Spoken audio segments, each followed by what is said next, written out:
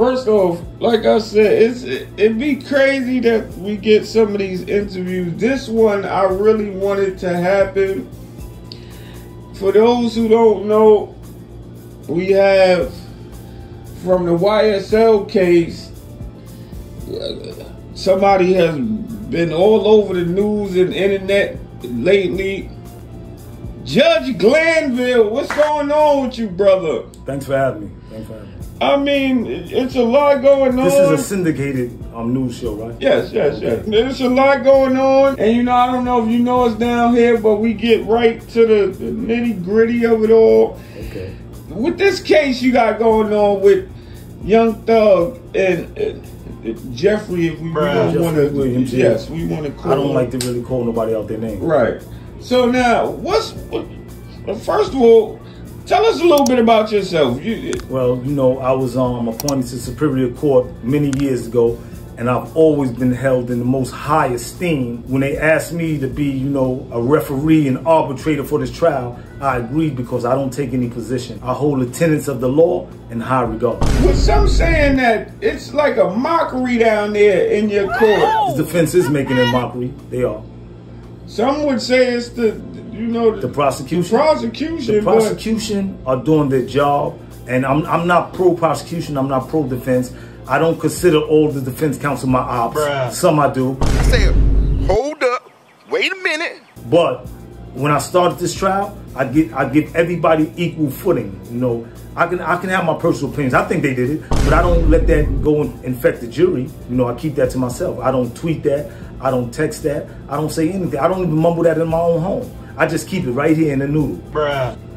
And now, there's a lot of people that said this case is kind of making, like, driving you kind of crazy and out of your element. I'm getting a little upset with the defense motions because they're making frivolous motions like they want to recuse me. Why would you take me off the trial when I've been sitting there for 8-9 months? That makes no sense. Bruh. You want to have an unfamiliar judge come in because you think that would be better for the defense to confuse the jury. We're not going to do that.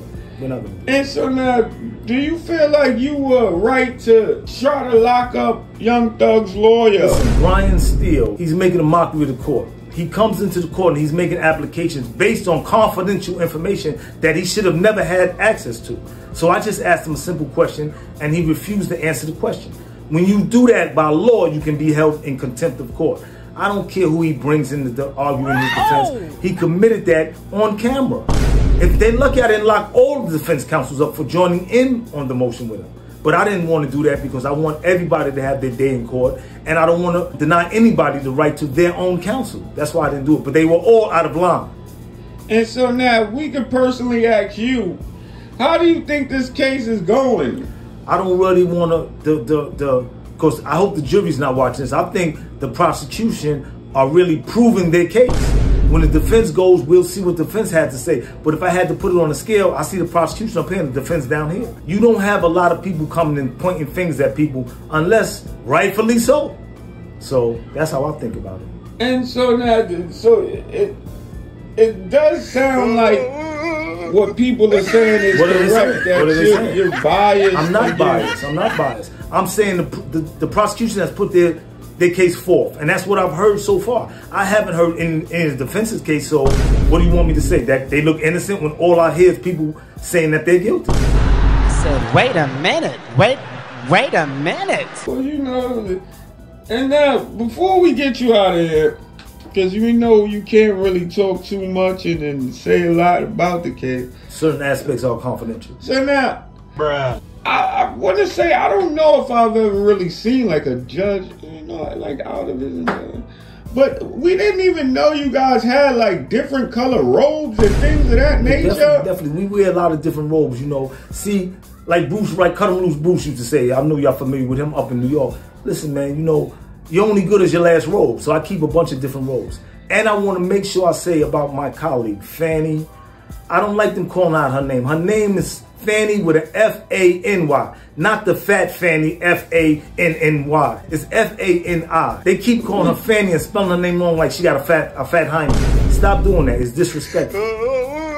And so now, thank you for coming out. I just want to clear those things up.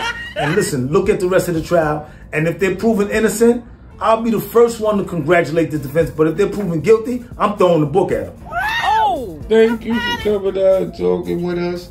And we hope that this trial or case does get better. I hope so too. I gotta go because it's like it's a draft in here and my ass is out. But if I got something else to say, invite me back. Thank you for coming out.